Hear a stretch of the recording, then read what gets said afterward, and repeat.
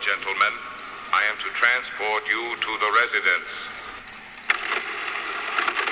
If you do not speak English, I am at your disposal with 187 other languages along with their various dialects and sub-tongues.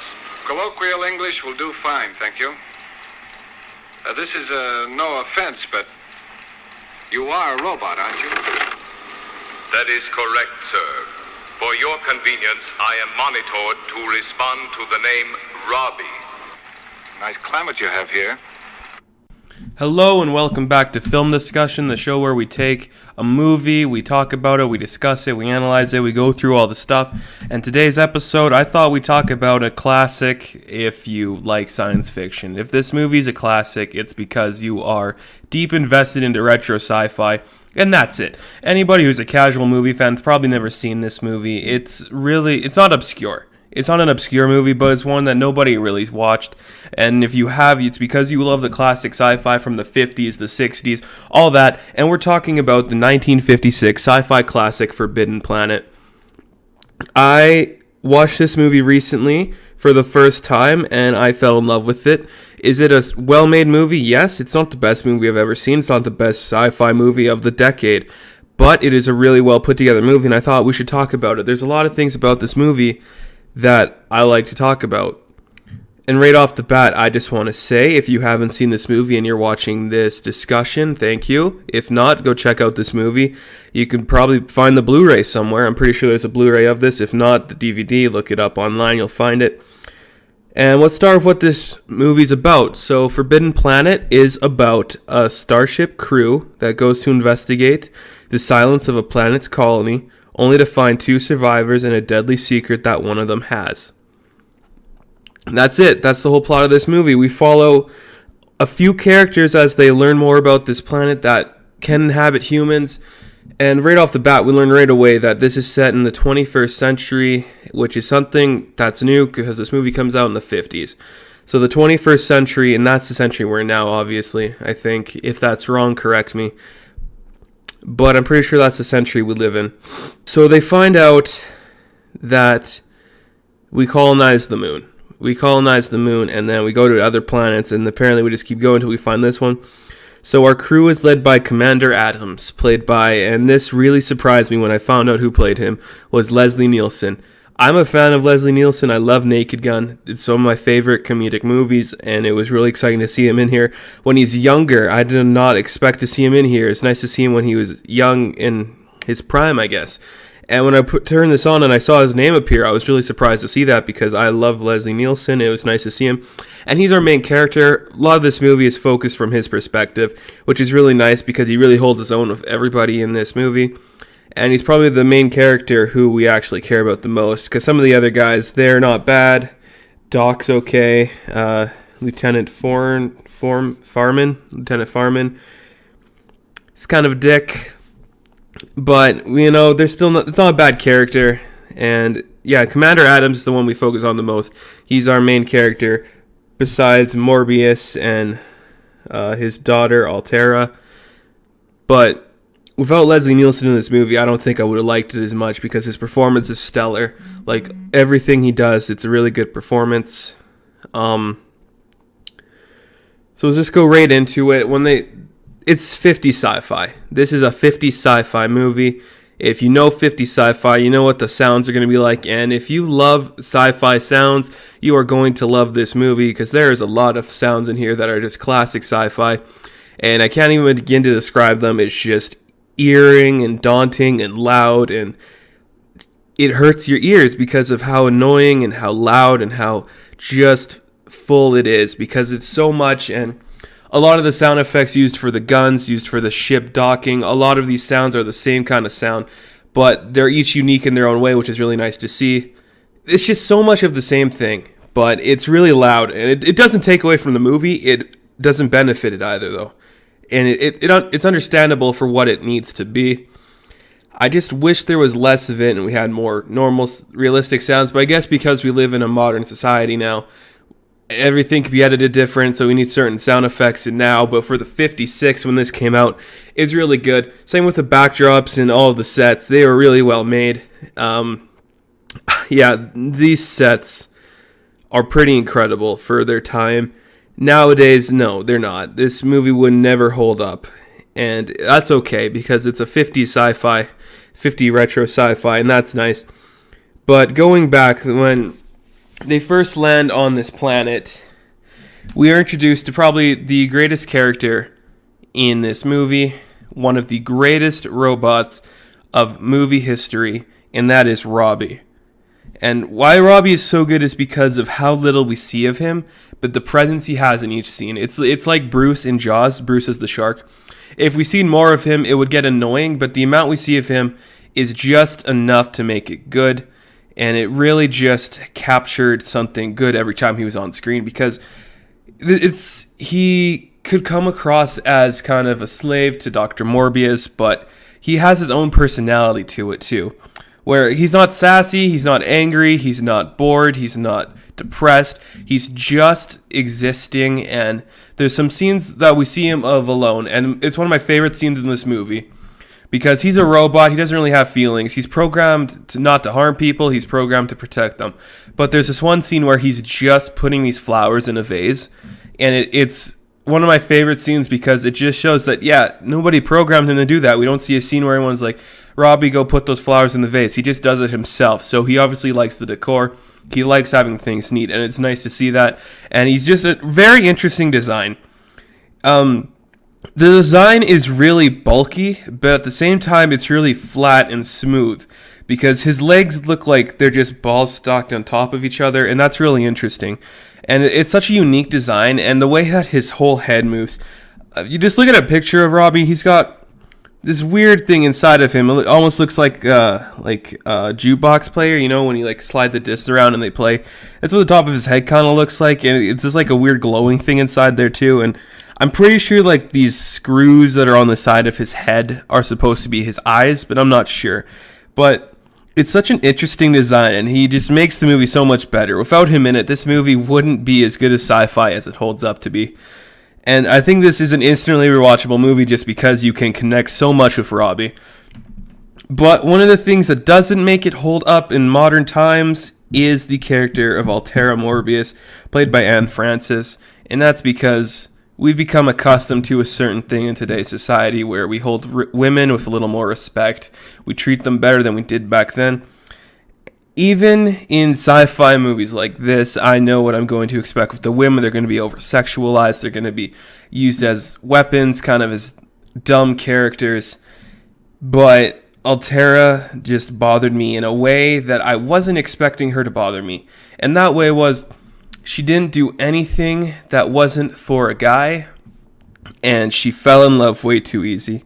There's a scene where we hear her talking to Commander Adams, where all the guys on his ship kissed her pretty much, because, you know, they haven't seen a woman in over a year, which I guess that makes sense. If you're a guy, you meet a woman who's attractive, and it's the first one you've seen in a year, yes, you're going to want to get with her. But it says a lot about male culture that's what we're instantly going to do, is just try to sleep with her. But I was expecting more with her character besides just being part of these thing for the guys. But I guess I should have expected much coming from a movie from the 50s where women didn't really have these big roles yet. We weren't getting into certain things. I wish we were, though. It would have been nice to see more with her character. I like the character. She served her purpose. She's the daughter of the Dr. Morbius, who is such an interesting character on his own. But let's talk about Altera for a bit more. She is very bland in her personality. And that's okay because, again, you're not expecting much from the women in this movie. And I don't like to say that because I hold women with a lot of respect. I want to see them treated well in movies. I love seeing a strong female character. Rey is one of my favorite Star Wars characters of all time. And Uhura is a really good example of that, even in a progressive time. To have a African-American female hold her own in that kind of setting was really good. And this is really weird to see because that Star Trek series came out sometime around the time of this movie, and you can tell because there's a lot of things in that movie that resemble Star Trek, whether it be the doors that slide open, the beaming transport thing. They have this like handheld device that pretty much just showed some information about the guy, like a cell phone almost. In Star Trek, he's known for creating the handheld calling device. But yeah, there's a lot of similarities in there, and I think because of the success of either of them, they played off each other. It was really nice to see. And it was really interesting because one of the first things I thought when I watched this was like, this looks a lot like a Star Trek movie. And that's okay because I like Star Trek and it's nice to see that. And I'm really excited that it was there because it made me enjoy the movie a little more because of my relationship with Star Trek, because what I knew from Star Trek. So seeing the sets really helped with that. There's a lot of interesting things too. Like there's one shot where we see a tiger, and it was a real tiger, and that surprised me that there's a real tiger. I guess it shouldn't have surprised me because it's an MGM movie and they have the lion. Did they have the lion at this time? The copy I watched, I don't know I can't remember if it had the lion or not. But it would still be nice that that happened. So now let's talk about the character who really impressed me because I didn't know anything about the actor, Walter Pidgeon. It's an interesting name. I don't know why you'd want to be called Pigeon, let alone Walter, but the character of Dr. Morbius. And I know this movie came out before this one I'm about to mention, but the character of Dr. Morbius reminded me a lot of the character Dr. Zaius from Planet of the Apes, the 1968 movie of Charlton Heston. Dr. Zaius is a really smart man. He's one of the smartest apes alive on the planet. And he knows more than he lets on throughout the entire movie. He knows the past. He knows what's going to happen in the future. He knows all this information he's not telling people. And I really got that from Dr. Morbius. I love that name, Dr. Morbius. It's such a fun name that's so sci-fi of its time. But we learn a lot about Dr. Morbius because there's this one long scene where it's him, it's Commander Adams, and it's the character that we call Doc, Lieutenant Orstro, played by Warren Stevens, another great character who in this movie just shined. He was probably the character I liked second to most from Leslie Nielsen. But there's a scene where we get a lot of exposition about the planet we're on, the inhabitants before that, and you can really see that Dr. Morbius knows everything that's happening, even though he hasn't been there, he hasn't met these people, and it's really interesting to see. And there's a lot of good set design in there, too. There's this one scene where they're getting off the shuttle port thing, kind of, and he takes them to this weird, kind of like, different level area where you see a bunch of bridges going across to these two pillars, and it's just stack upon stack upon stack, and you get a real sense of scale there, too. And I was impressed. There's this one shot where it's zoomed out far away, and you see the little specks of the three of them walking down there. And to see that in this movie, it really blew me away, because I wasn't expecting a shot like that. The shots in this movie are very generic. They're very, they're very sci-fi. They're very normal shots for a movie. Nothing over the top, nothing out of the ordinary. They're just average. That's okay, because I wasn't expecting a huge foray of different kind of shots. This isn't like a Tarantino movie. It's just a really well put together movie. Each shot mattered. Each thing mattered, and I was impressed with it. But there was a few things that bothered me, especially the way that Altera was treated. It's just because we're in 2017. This movie came out 50 years ago, and we're just used to having a higher status for women now, to some extent. But all the side characters, too. There's this one character who really made me happy. Every time he was on screen, I feel like he's that one character that everyone has this friend who always gets picked on, who isn't treated as an equal, and that's Cook. Cookie, as they call him. He was a really interesting character to see because he's probably the nicest guy around. He seems like a really nice guy, an interesting guy that you'd want to be friends with, but he's treated so badly because he's the cook. We're on a spaceship full of these high lieutenants and commanders, and here's the guy that just cooks, and he has an alcohol problem, which is another one of the great scenes in this movie is when he talks to Robbie, and Robbie makes him 60 gallons of this Texas bourbon, and he starts drinking them, and it's so interesting because it just shows the little details that we see in all these characters, like he's an alcoholic. We see that Lieutenant Farman doesn't really respect Commander Adams, but he treats him as an equal, though he doesn't like him, and he's kind of a womanizer, and he tells Altera that Commander Adams is the womanizer, and then Adams says that about Farman. It's just really interesting things happening between the characters, and there's good interaction between them all. It's really nice to see that. And then there's there's another thing that really surprised me, and that was we never actually see this monster. There's this overlaying monster that is in the movie. We don't see him because there's a whole thing other that we're going to talk about after about this monster, but we see these shots of these footprints being slammed to the ground as it slowly walks up towards the ship that we came in on.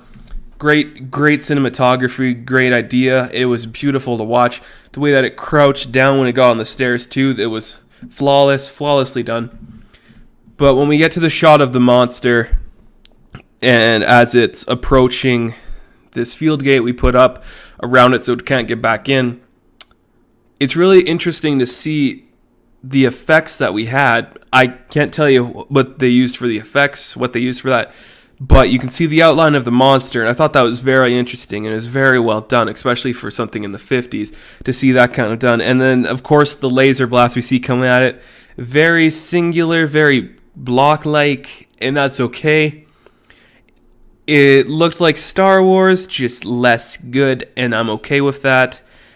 There's a lot of technical things with the effects that really surprised me with this movie. And I think it's because it had a bigger budget than I was expecting. Let me see if I can find a budget for this thing. Yeah, the budget seemed just to be under $2 million, and in 1956, that seems like a lot of money. So that's really interesting. Actually, I'm surprised it was that much. That's pretty good, actually. So what else can we talk about? Let's talk about some of the scenes that I really liked.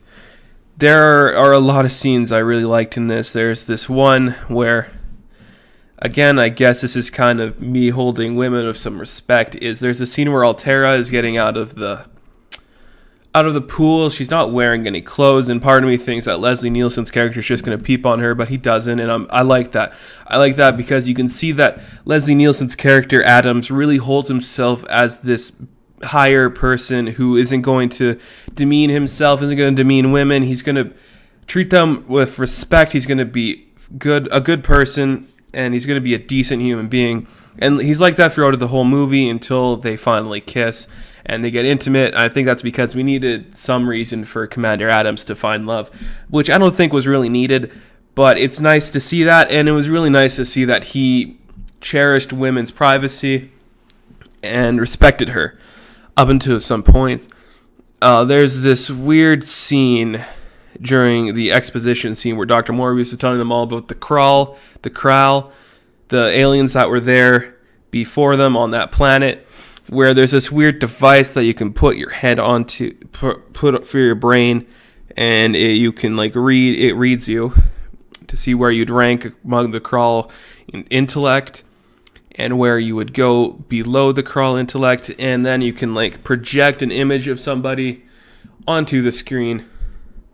And Dr. Morbius projects an image of his daughter, which I understand. You want to do that, you're going to show who it is. But I think it would have been cooler if we saw somebody else. Maybe that wasn't his daughter, maybe his wife, maybe another person from the crew, maybe a Krall. But seeing only one female in this movie, I guess it kind of bothered me, because you could have had another one easily. You could see maybe some more female crew members on the ship or something. I guess that just kind of bothered me.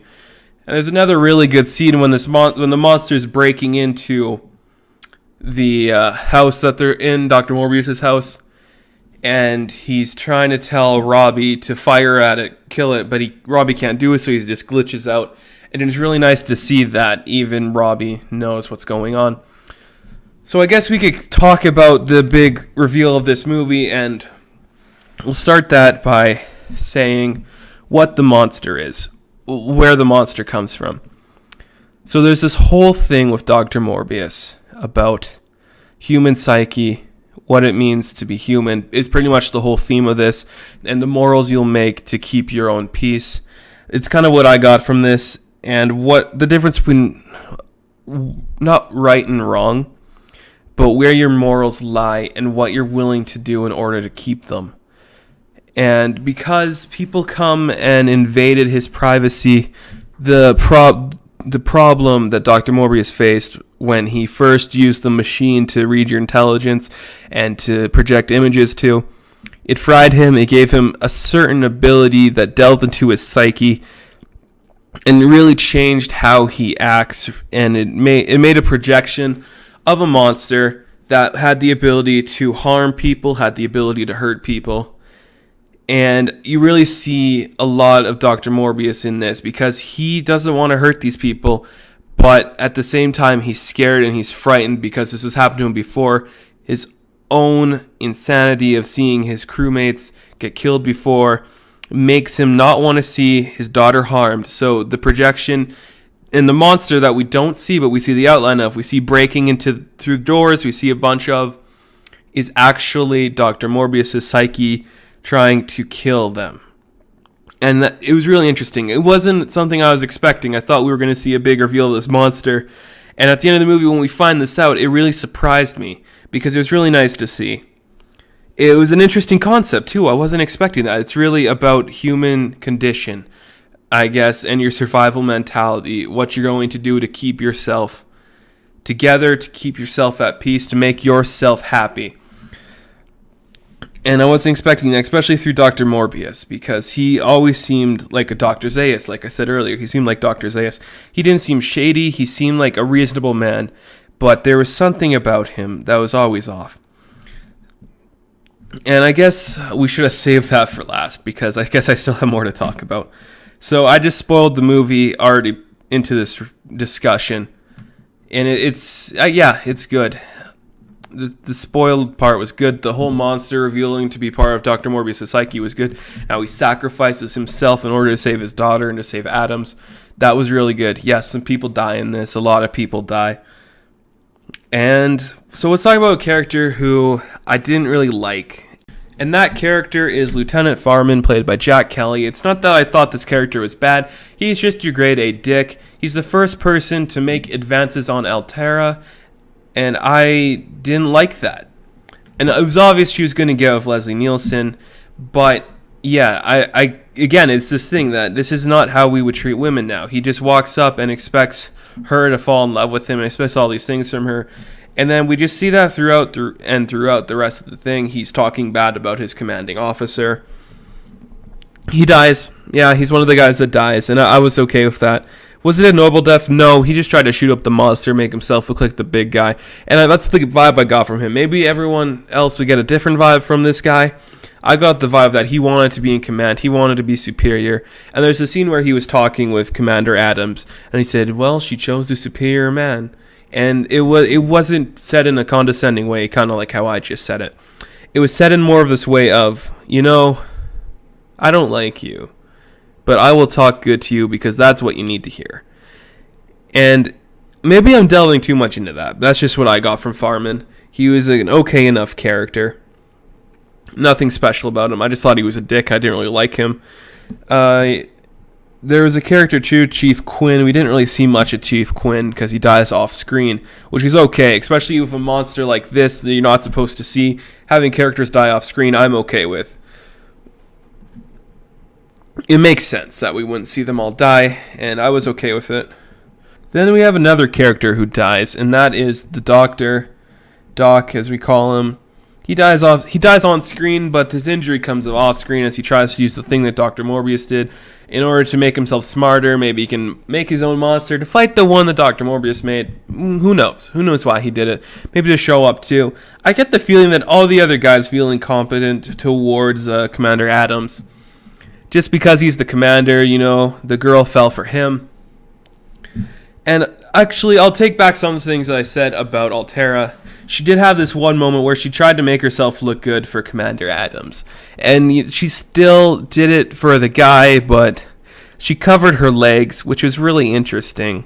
Because she tried to make herself look presentable, more decent. Which, by the way, it was so funny because you have to understand that Robbie had to make the dress. And I'm pretty sure Robbie made all the dresses in this for her, and it's so funny. And I guess it could kind of be seen as that Robbie is a slave robot, but he's a robot. We're not supposed to feel about that. And maybe that's another thing about the human condition in this movie. Do we feel empathy for this robot that doesn't feel anything? And I do. I'd like to see Robbie do his own thing, but he's just being told to do all these things. And I don't want to see him harm people. It'd just be nice to see him have his own moments. But back to Altera. Yeah, it was just really nice that she tried to make herself be more of a woman, more forthcoming, more strong in the eyes of Commander Adams, but it's okay. Again, like I said, it's the 50s. You're not going to expect much from women in this time period, which it sucks and it's not good, but we have to live with it, and I can live with it. What else can I say about this movie? But just like the poster says, it's amazing. It's creative, and I'm really surprised they put Robbie the Robot as a credited character on this movie. That's an interesting thing to do. I wasn't expecting to see that either. And yeah, the set design's good. The sound design is good. The costumes are great. The costume for Robbie is incredible.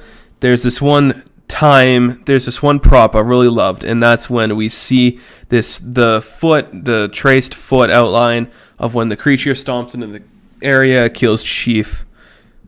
What's the Chief's name? I just forgot. Chief Quinn. And it's a big prosthetic foot, and it's really interesting to see. And I thought that was a good prop. It was really interesting to see. This is a very well-made movie. Like I said, $2 million. I wasn't expecting $2 million because of, I guess, the quality. But I'll just give you my final thoughts on this movie. There's a lot of good things about this movie, and you should watch it if you're a fan of retro sci-fi, if you're a fan of monster movies, horror movies, anything like that. If you just need to get caught up on some movies from the 50s, if you want to see one of the most iconic robots in movie history, watch this movie. If you want to see Leslie Nielsen in his prime before he does Naked Gun, watch this movie. There's so many reasons to watch this movie, and I will not list them all off. But if you enjoy classic retro cinema, if you enjoy these kind of things, if you want to see something that's going to make you appreciate what we have now in film, make you appreciate women more, and make you appreciate cinema more. That might be overselling it. It's not that good. It's good, but it's not that good. It's a solid 7 out of 10. And I guess one thing I'll close up by saying, we wouldn't see this movie made today because the story is of its time. We would not have sets like this. We would not have characters like this. And there'd be more at it than that. So that's what it's going to do for this installment. Thank you for listening. If you have a movie you'd like to see me discuss, I'll take any suggestions, really. I'm going to try to get people on here with me, talk, back and forth, have an actual discussion instead of just me rambling on about a movie I like. All right. Thanks for listening, and good luck. Stay tuned for more TV and movie reviews coming soon from this channel. Hope you enjoyed this video.